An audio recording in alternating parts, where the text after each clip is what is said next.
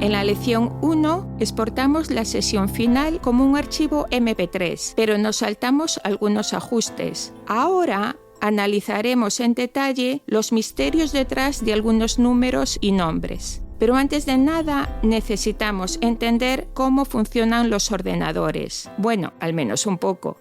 Resulta que los ordenadores no funcionan como si fueran magia. Todo lo contrario, funcionan basándose en números, unos y ceros, y matemáticas.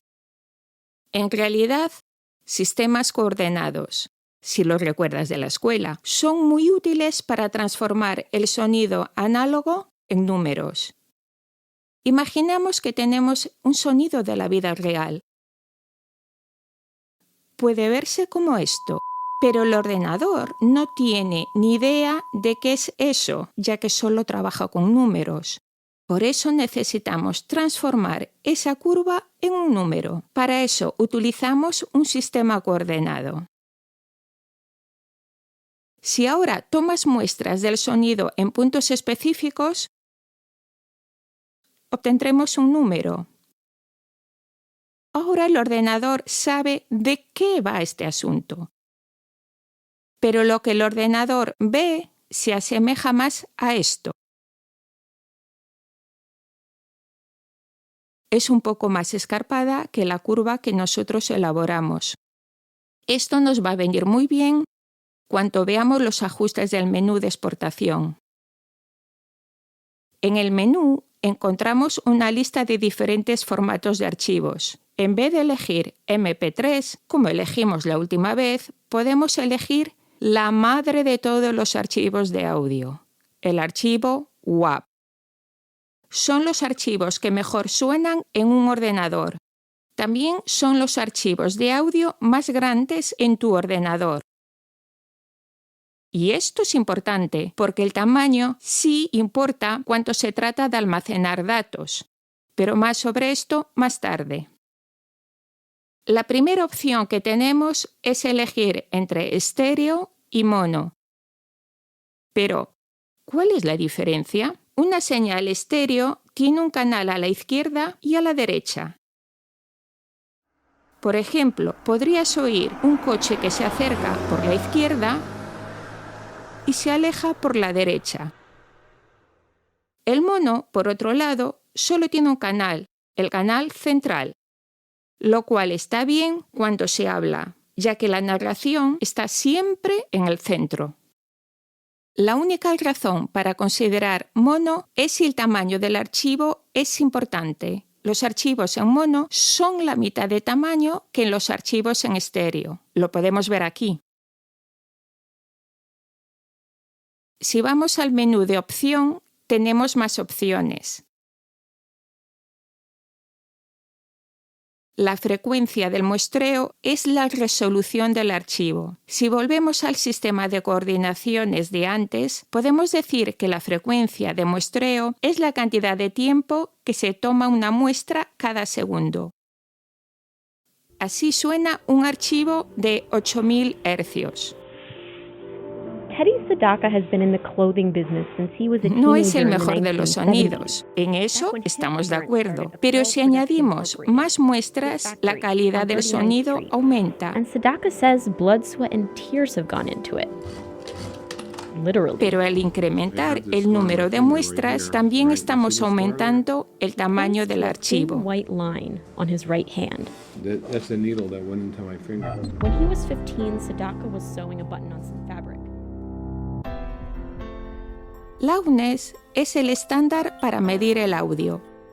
Es una simulación de cómo el oído humano percibe el audio. De ese modo, material dinámico como una película y la música pop que carece de rango dinámico se perciben igual de altas. Esta es realmente una solución que se inventó para la televisión, con el fin de que los anuncios en los intermedios de las películas no nos volvieran sordos. Pero ha resultado que toda la industria del audio se puede beneficiar de ello. De tal modo que toda la música que se produce usando el loudness se percibe como igual de alta, lo cual es estupendo para los oyentes. Desafortunadamente, en la industria no se llegó a un acuerdo sobre cuál debería ser el estándar, de tal modo que se tiene uno para la radio y televisión en Europa y otro diferente para América, y además uno completamente diferente para la producción de podcast, e incluso esto último está en el aire. Pero intentaremos en ponernos de acuerdo en que menos 16 loops es el estándar para la producción de podcast. El formato broadcast solo se utiliza en las estaciones de radio y contiene información adicional que es específica para las transmisiones de radio. Puedes guardar tu archivo en 24 bits. ¿Pero qué significa esto? Si vamos de nuevo al sistema coordinado, veremos que cada muestra tiene un número. Asumamos que solo tenemos números del 1 al 9 y que con ellos nos gustaría describir el punto aquí.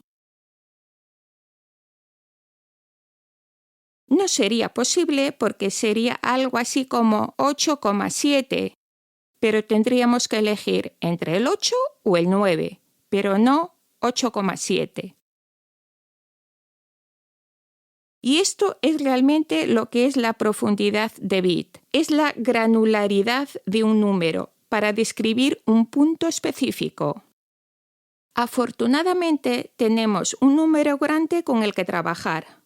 Una muestra de 16 bits puede describir un número entre 1 y 65.536. Y el punto de una resolución de 24 bits es hacerlo incluso mejor. Con 24 bits podemos describir un número entre 1 y 16.777.216. Y eso es una descripción más fiel del mundo analógico. Y esto es fabuloso. Pero tiene un costo. Cuanto más grande sea el número, más grande es el archivo. Así que, si el tamaño del archivo no es un problema, podrías considerar elegirlo, pero en realidad casi nadie puede oír la diferencia. Como habrás notado, hablamos mucho del tamaño del archivo.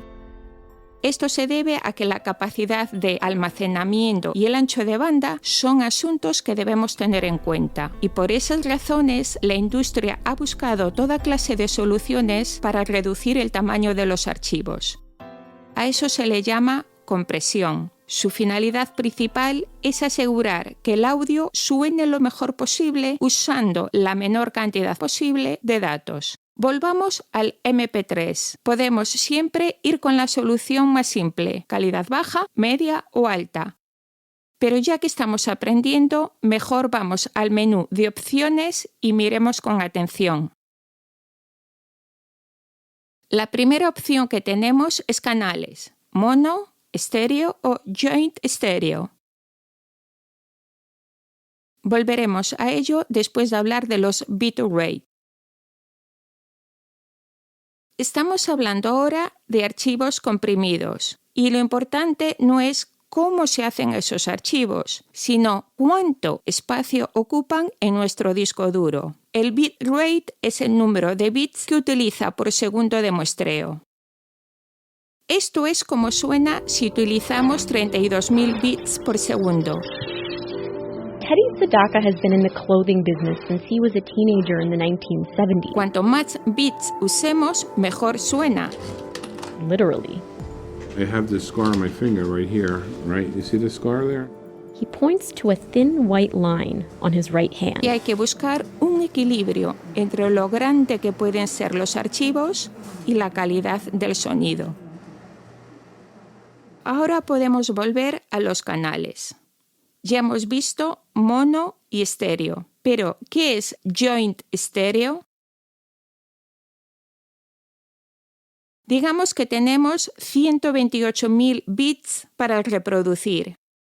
Si usamos todos en un archivo mono, podríamos decir que usamos todo el poder en un canal. Si elegimos estéreo, tenemos 2 canales, pero seguimos con solo 128.000 bits. Entonces, lo que pasa es que la calidad de un canal único se divide entre 2. Pero ¿qué pasa si tenemos un podcast principalmente con sonido en mono y un poco de sonido en estéreo aquí y allá? En estos casos es donde Joint Stereo es interesante.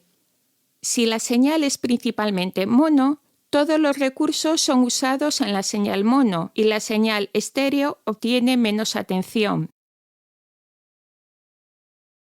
En realidad es más complicado que esto, pero funciona. La frecuencia de muestreo y la normalización de loudness es la misma que con los archivos WAV.